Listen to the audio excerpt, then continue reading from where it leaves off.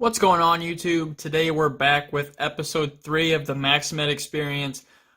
I definitely learned a lot about this steel in the past almost 3 weeks of use on it, and we'll get right into that.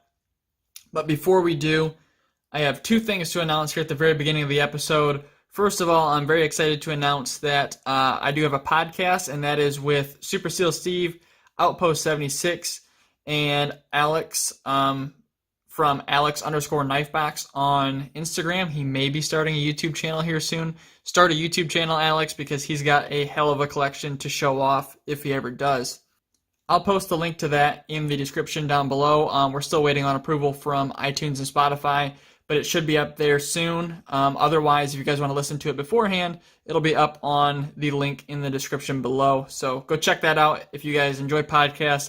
And of course, if you're here on the channel, you enjoy knives. So with that being said, I'm also in the Nick Shabazz Best New Reviewer contest, so if you guys would like to vote for me, if you're one of my subscribers and enjoy the content that I put out, go evaluate me through the link in my description for that as well.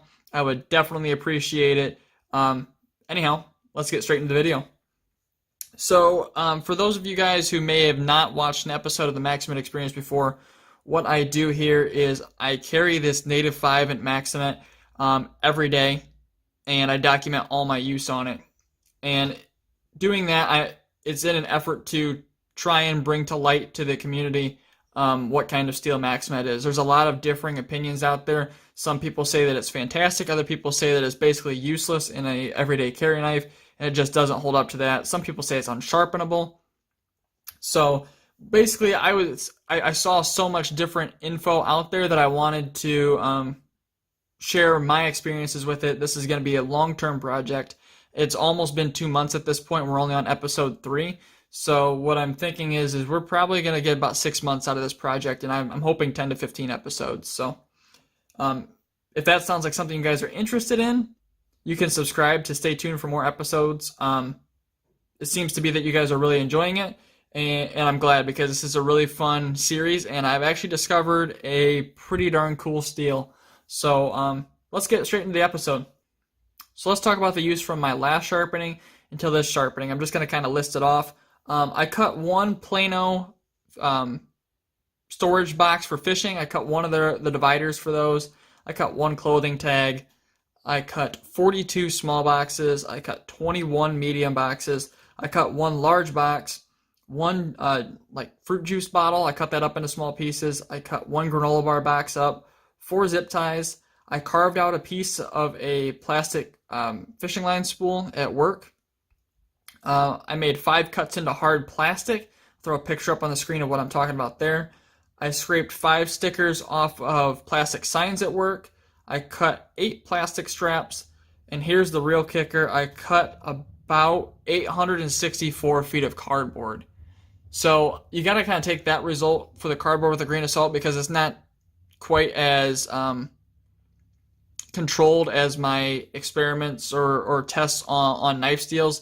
I mean, that's distributing it across the entire edge. So obviously I'm going to get better edge retention across the entire edge. That being said, 864 feet is wild. That's a crazy amount of cardboard, and I'm super impressed after that was off the second sharpening. That is incredible. So I'm thrilled with that. And honestly, it's still kind of cut. Let's kind of talk about that real quick. This is the first time I've ever truly let it get dull. The first time I sharpened it, I only had it for a couple days, and I wanted to see how it sharpened. And the second time, I was leaving on a trip and didn't want to have a partially dull knife with me. So this is the first time I've ever truly let it get dull. And even though I say that I truly let it get dull, it still would cut. I have a clip here of showing off just how the edge performed at that point. So what I did last time when I sharpened is, instead of going up and down, making up and down motions on the edge like this, I had the scratch pattern facing backwards to promote better draw cuts. If you guys want a better explanation of that, it's going to be in the last video. Basically what you're doing is you're making the micro serrations of the edge face backwards, and they tear into stuff better as you're making a draw cut. And I figured that would be better for my day-to-day use, cutting cardboard and that kind of stuff, because I tend to make a lot of draw cuts in my day-to-day use. But what I found is I really didn't like that. the edge performed well with it. It still cut cardboard very, very easily. And if I was making a draw cut into cardboard, it would perform really, really well. But if I wanted to do any sort of push cutting whatsoever, it performed very, very poorly. So you guys can see that in that clip that I just played in the paper. It wouldn't cut if I was trying to push cut into the paper, but if I did a draw cut, those little micro striations would grab the paper and it would cut it. So technically it was still a computer paper slicing edge, but we weren't quite where I wanted it to be. So if you guys watched the last video, I have this theory on how Maxamet breaks down, and what I have here in my notes, I guess I'm going to call it the Maxamet edge deformation theory. So my theory is that Maxamet, instead of rolling like other steels, it kind of like microchips away, which is in a way better because you can still cut with little microchips in the edge. If your edge rolls, it doesn't really want to cut anymore. So I think part of that's due to just how hard the steel is. It resists rolling really, really, really well. So I actually have USB microscope pictures of the edge at different points during the use. So I'm going to join you guys over on the computer and we'll take a look at that. All right, guys, let's talk about just how Maxamet kind of breaks down. So I have 3 different files here showing Maxamet in use. So this is March 26th. Today is April 10th. So here is some of the pictures from March 26th. I know some of them aren't really the best quality. You guys can kind of see a little bit of edge deformation there. Not a whole lot other in this picture. A little bit there. Looks like a tiny bit there. A pretty nice sized chip here and here. Pretty good one there as well. Not a whole lot here. This maintained a lot of integrity. It looks like maybe some tiny ones back here. Small one there. And maybe right there. Just looks a little bit raggedy in this picture. You can see a small one there, right in here, right there, right there. That looks like it maintained its integrity pretty darn good. Just a little bit wavy still. So let's take a look at March 29th. That's 3 days later. It was right after a bunch of use. So this is back towards the heel. The heel, I'd say the heel and the tip probably get the most use for me. And you can see back here towards the heel, ignoring this portion back here because that's where I can't reach with my Wicked Edge stones. You can see just how wavy it got right up in here and actually all the way down. It's pretty apparent just how Maxamet's breaking down. You can see there's no real shiny spots on the edge that would indicate rolling, but it actually is breaking down how I kind of figured it would. Just little tiny microchips. Here it is further on down the edge. We have a small little dip there. Looks like maybe a little bit up in here. Pretty much the same here. This actually maintained a lot of integrity. This did really, really good. Looks like it hasn't really broken down a whole lot. Small one right there. There's a pretty decent sized one there. That one's pretty easy to see, and a little bit of a dip right here as well. That looks pretty darn good. Small chip.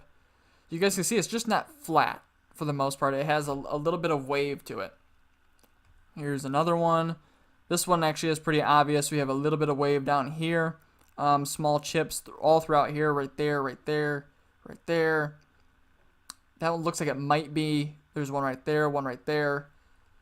And it looks like a small piece of metal flaking off there possibly. So that's March 29th. And this is today, right before I sharpened it. So pretty much flat throughout here, a small little dip there. Just a little bit wavy all throughout here. It's not nearly as flat as like Super Blue was in the last episode.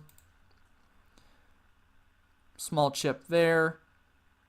Maybe a little bit right there. A decent sized one here. You can see some. You can really see some deformation right up in here, actually.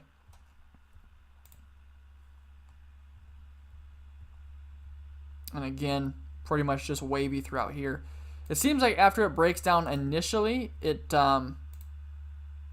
it doesn't break down a whole lot more afterwards. It just seems to they don't get bigger. The little microchips don't get bigger. They just kind of multiply in number.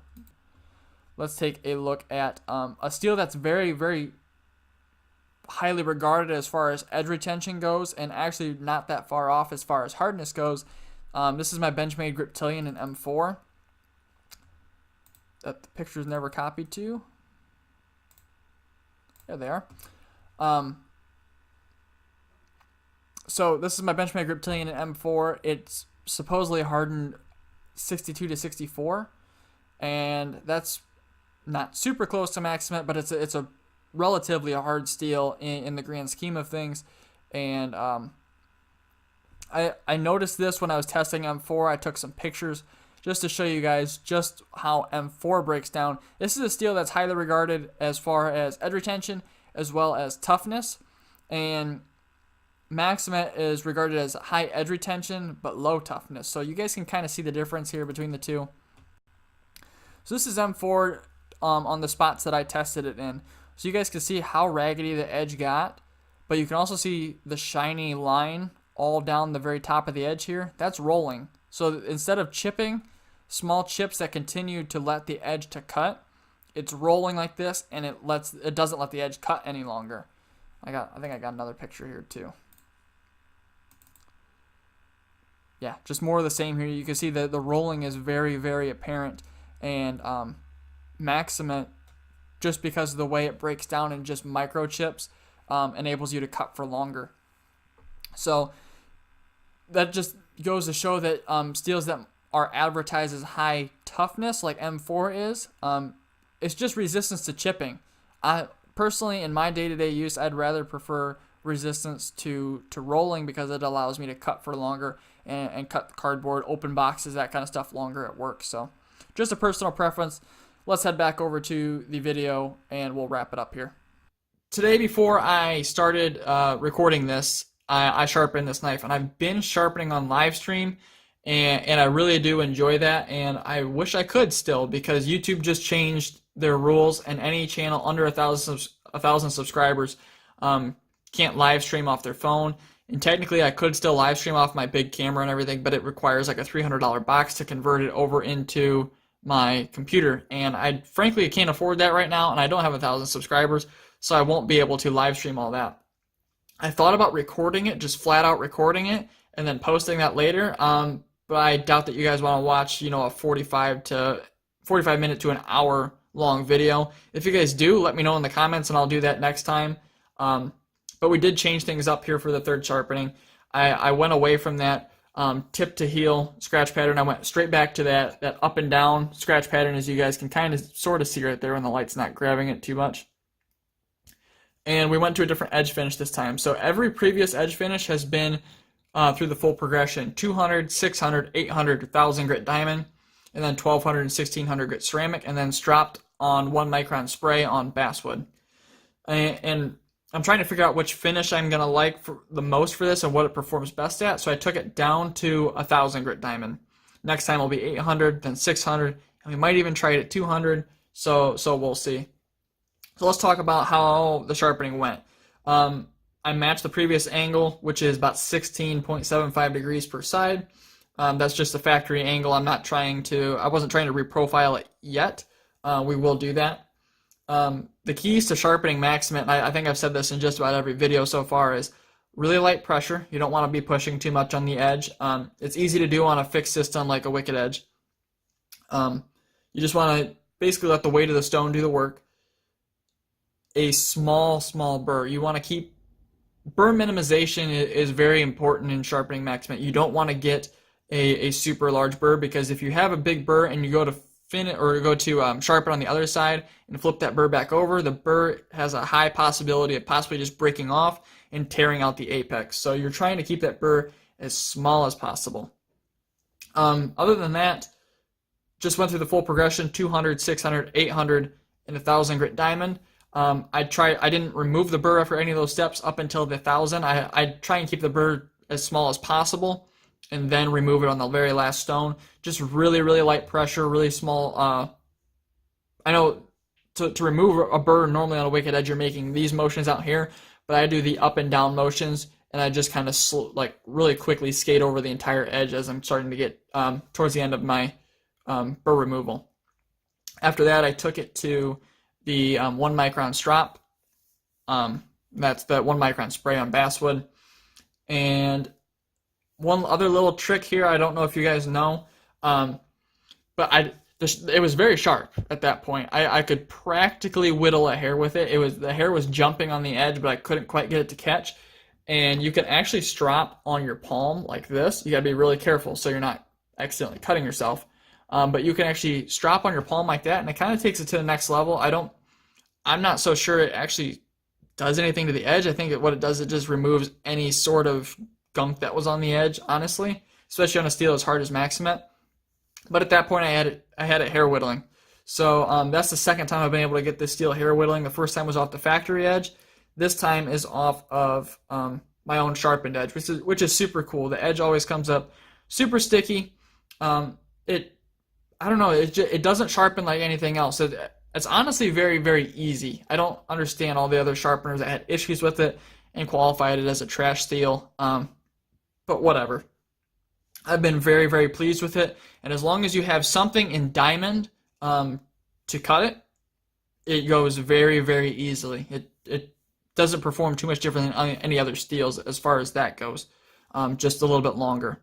So, sharpen up beautifully. Took a fantastic edge. It's super sticky right now. And that's been my experience after all 3 sharpenings. So, I'm not too surprised. Anyhow, I'm really looking forward to putting this edge to use. I'm thinking maybe we can get over the 1,000 feet of cardboard. Since we're still only on the 3rd sharpening, we should technically still be getting better. So let's see if we can get over 1,000 feet of cardboard, because that would be awesome. And here in the future, we will get to some torture tests as well as some actual edge retention testing. I got a bunch of cardboard right now, so make sure that you guys go check out the podcast if that's something that you're interested in. If you guys enjoyed the video, make sure to drop a like down below and press that subscribe button if you want to continue to see the videos from the Maxamet experience. I would greatly appreciate it. The more people we have along the ride here, the more people we can educate about Maxamet in general, and hopefully make Spyderco continue to produce these knives, because so far this is my absolute #1 favorite steel, and I didn't think that I'd be saying that. So anyhow, guys, as always, thanks so much for watching. Have a great day.